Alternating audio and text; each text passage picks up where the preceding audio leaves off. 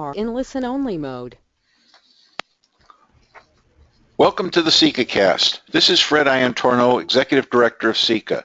Today's presentation will provide a summary of the changes and additions to the BMS in Release 2015 R2. Today, Dan Webster will present those changes and additions. Dan is a senior architect at Mitchell International, specializing in trading partner integrations. Dan has worked on auto physical damage integrations for over 20 years and enjoyed an insider's view of the collision industry's transition from proprietary communication protocols and data formats to today's more standardized environment. Dan is also co-chair of the Architecture Committee. I want to thank you for spending your time with us today, and to our presenter for sharing his insight and expertise with all of us. I'll now turn this over to our presenter, Dan Webster of Mitchell International. Welcome all. I'm going to go through today the changes that your CIECA committee and committees have done to the business message suite. This is a process that we do 2 times per year. It takes the 6 months to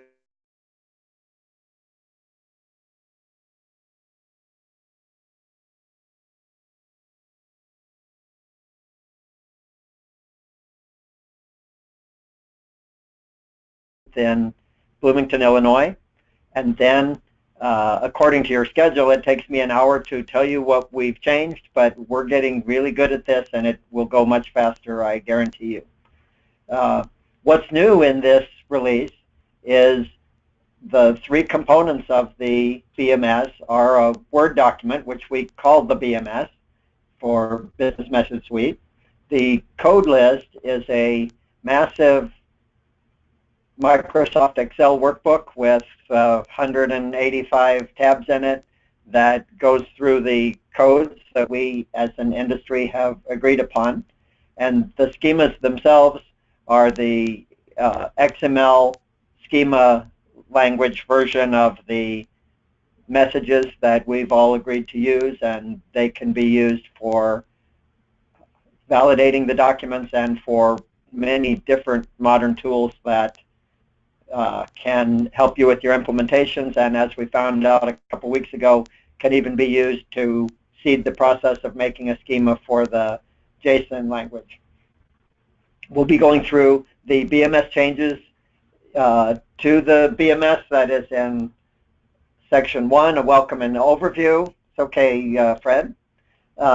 Section 2, the rules and definitions. I don't think we're going to talk about any changes to those kind of things, but we've certainly went through a number of changes in the last 6 months to the Section 3 that's about common elements and aggregates, and some of the Sections 4 through 18, the messages themselves.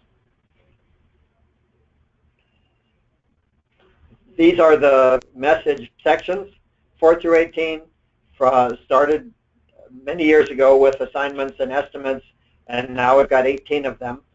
Disposition, attachment, parts and materials, and repair order services.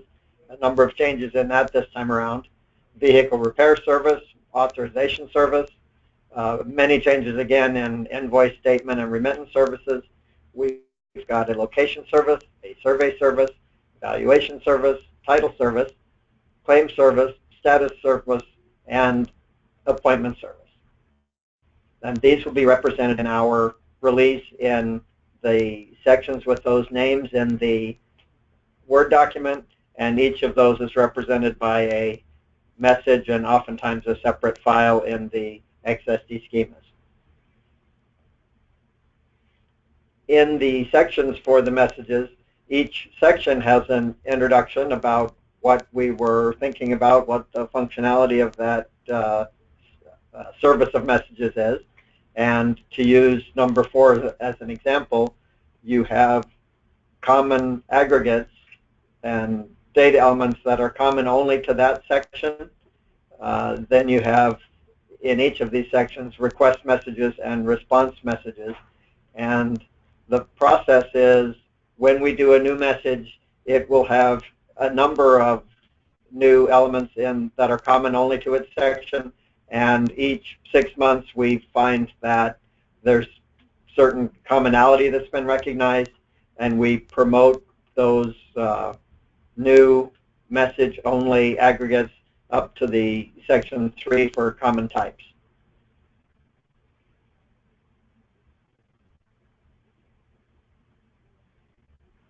The code list, as I told you, is the big master code list spreadsheet.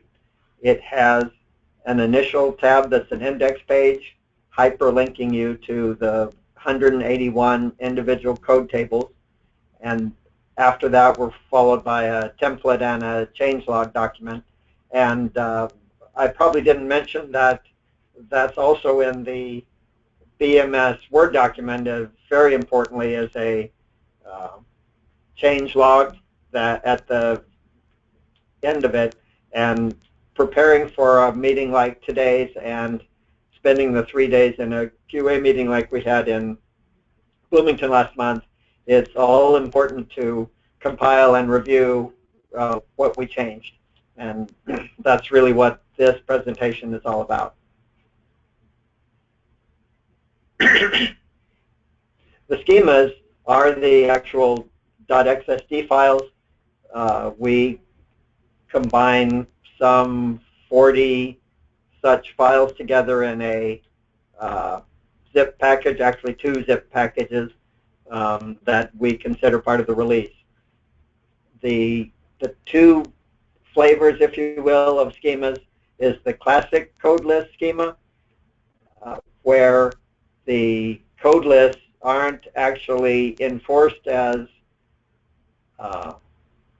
enumerations in the XSD schema.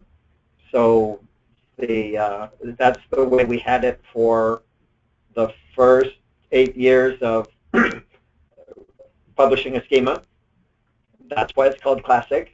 And then we have the code extension, also known as strictified schema, where all the hard work we've done in creating 181 code lists are actually leveraged in the XSD files, so you'll get a validation error from a number of different tools if you don't stay in line with the code list that we've all agreed on.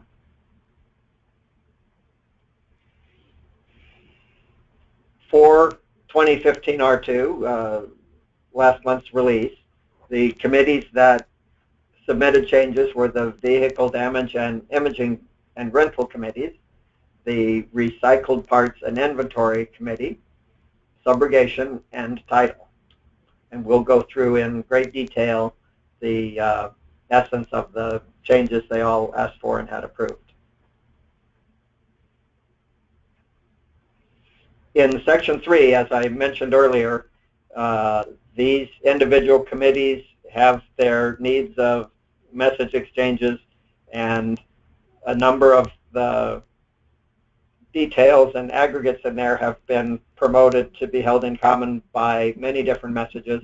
So the changes for these committees got bubbled up to the common aggregates in Section 3. Recycled parts and inventory added aggregate for disassembler, added an assembly component indicator, changed the non-OEM aggregate, and the impact of this would be that all the procurement messages can now include assembly detail. Pardon me. The title committee changed the name of owner settlement amount to owner settlement information. I think that was one of the contributions of our seemingly endless debates at the QA sessions, where we had an aggregate with the name of amount, and our consensus was users would expect something with the name of amount to be an atomic element, not an aggregate, so we changed that name, and that impacts the message for lien holder payoff confirmation add. The vehicle damage and imaging and rental requested changes to add a estimated days element, and that's the impact because that's contained in the rental assignment add, the proactive rental extension authorization add, and request for extension authorization add. Subrogation, change subrogation amount to subrogation information, exactly the same process and thinking within our architecture committee that I described a couple pages ago, and that affects the remittance information add message.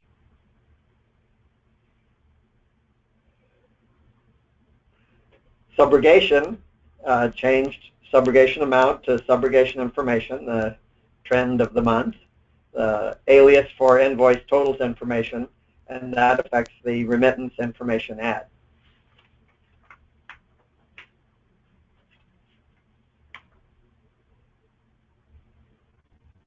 Also, the subrogation information added coverage information, amount due, total percent, into the remittance information add message.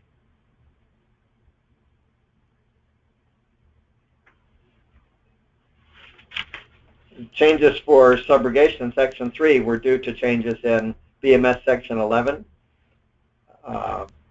We deleted subrogation invoice details from batch invoice, and that affected the invoice add message.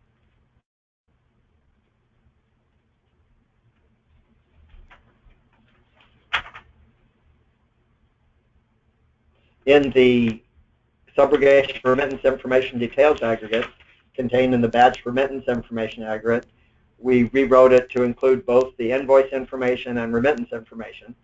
Both are sent together as the subrogation vendor has the money for the remittance to the demanding party, normally the insurance company, and sends the accompanying charges for the recovery service.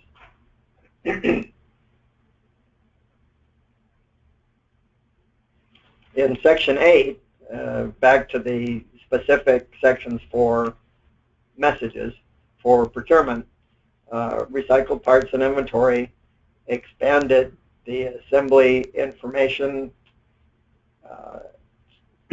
to recycled parts and inventory add message, and this affected many, in fact most of the procurement messages, and added the new message, as I mentioned before, inventory add message.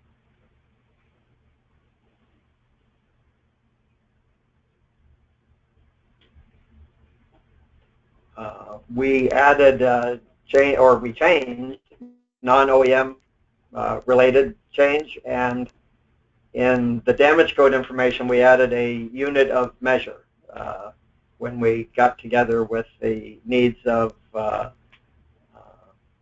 paintless dent repair and the recycled parts specialists. We realized we needed new units of measure, and that affects the code list and the messages.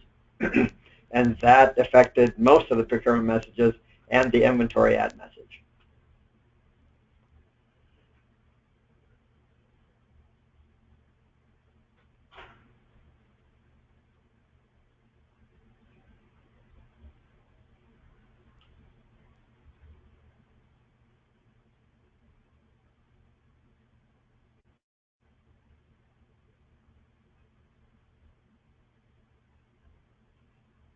Sorry guys, I'm trying to get to the next slide.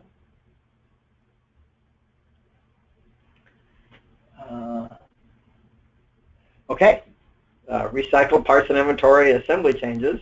In the assembly aggregate, we added an assembly parts list, an additional parts list, a missing parts list. And this affects the new inventory add message and most of the other procurement messages. So this section is starting to get filled out every 6 months when we get to these QA meetings and the new releases. Excuse me. We added an assembly component indicator to the recycled information aggregate, and again this affects right on down the line most of the procurement messages and the inventory add message.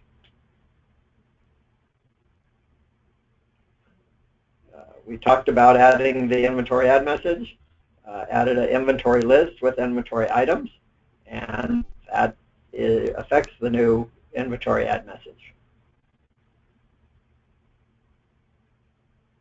We added a quoted part alias inventory item, an inventory list aggregate with changes to a new inventory header aggregate, and a quoted part affecting the inventory add message.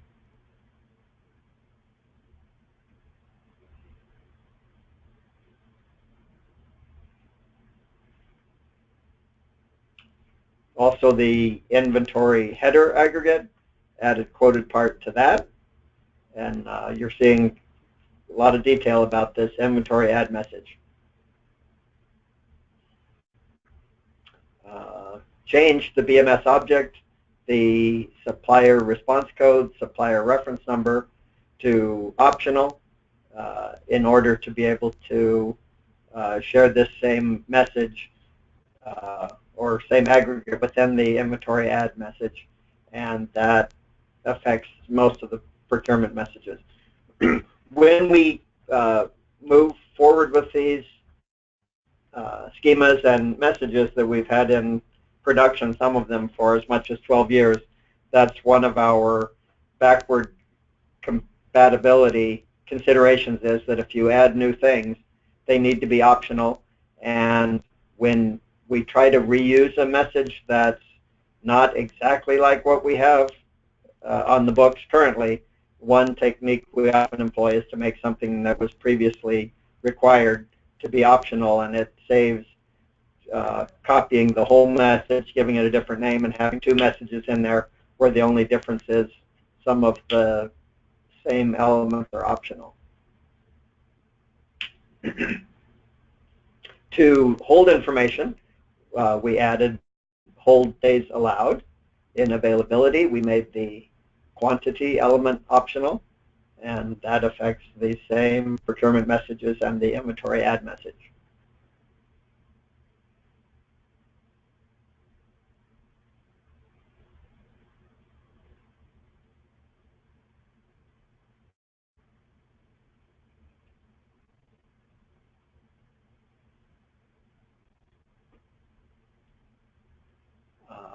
More of the same. We changed core type to optional, added return by days, and again, to affecting most of the procurement messages and the inventory add message. You're probably getting the picture that if you weren't a part of this committee working on the procurement messages the last 6 months, you missed most of the fun that our CIECA effort was undergoing.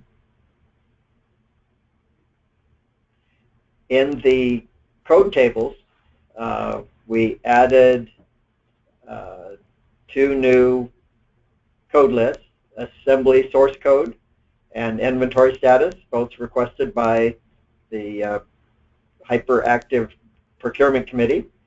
And we got those into the code list, which then drive the enumerations that are in the schema files.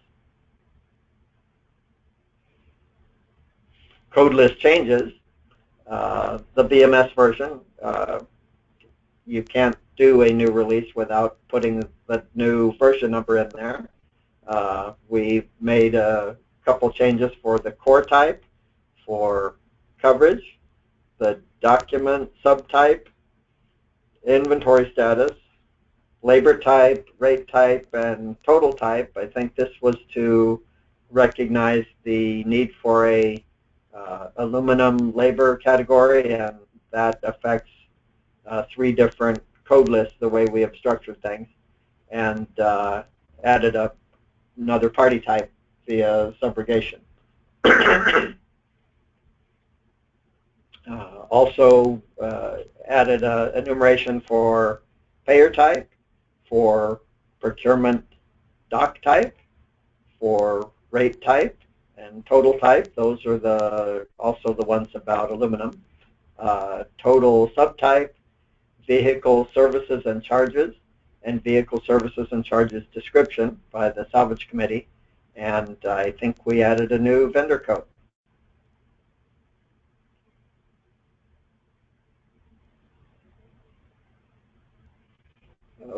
So the foregoing has shown exactly what the activities were of the committees to get changes or new messages in there. and that affects the code list, that affects the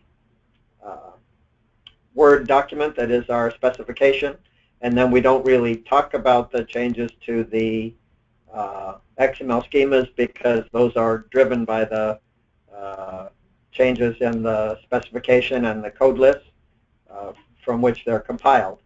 But these sessions then get together, and I think it's become a lot more organized over the 5 years or so I've been involved in it now, in terms of getting into that meeting on a Tuesday, out there on a Thursday, and really close to having something we can release instead of the call for anyone to tell us what we did wrong and keeping that open for 5 or 6 weeks. So what we do in those committees, and I would invite anyone that's on this call to join us and be a part of it, but we go through the changes that we're proposing to make to the BMS Word document, to the code list spreadsheet, and to the schema.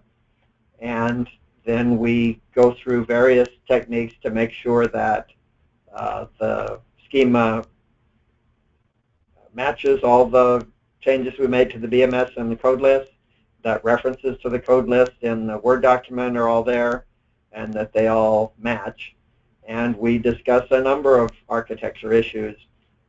One of the most compelling ones recently has been doing a version of our schema using the JSON, the JavaScript object notation, and just like what happened with XML schemas in the period of 1999 to 2003, every 6 months there's a new development in the technology, and I think one of the big ones this time was a workable tool that seems to have been able to automatically go through our XML schemas and make some quite serviceable JSON schemas.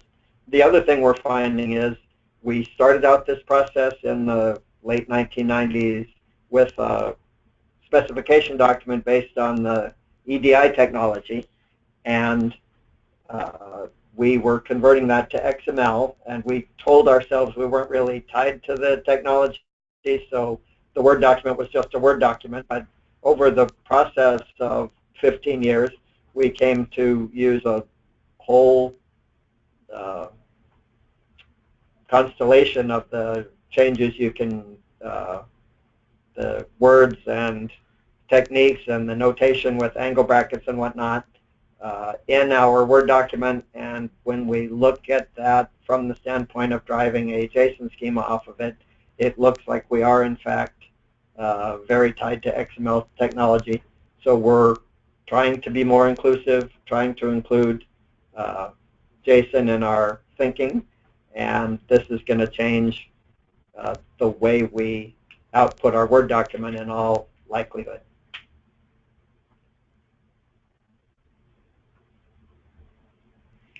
Then the QA sessions, after we look at what are in our actual documents that we're proposing to release, we have a test bed of many XML documents that our members have contributed that are intended to be examples of messages that they do exchange or propose to exchange when their BMS proposals are accepted. And we can actually empirically test that today by validating the existing instance documents with the new proposed schemas we're going to release, and actually test for backward compatibility. In this latest session, Rick Glusick at State Farm worked on a tool to go through batches, I think the entire batch of all of our test bed instances in one process that really saved us many hours in the process of ensuring backward compatibility and validating that the requests the committees were making were actually what they wanted.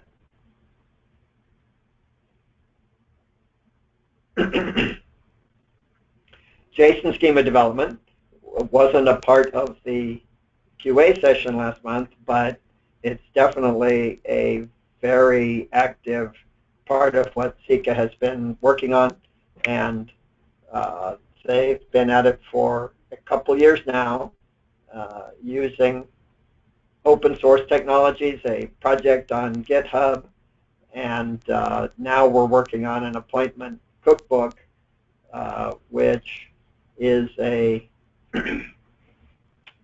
open source and JSON aware way to do the same work that we converted from the EDI world to XML over the last few years. And it takes the form of our implementation guides for each message and Appendix C.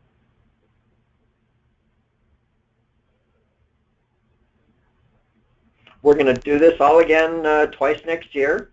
The next release we expect to culminate in April of 2016 and be called 2016 Release 1. We already know we're having more activity by the Subrogation Committee for a subrogation remittance message sent from a demanding party to a subrogation vendor. Also for parts and material procurement, for recycled parts and inventory, are doing work on recall data points, which have renewed urgency given the news on that front in the last year or so.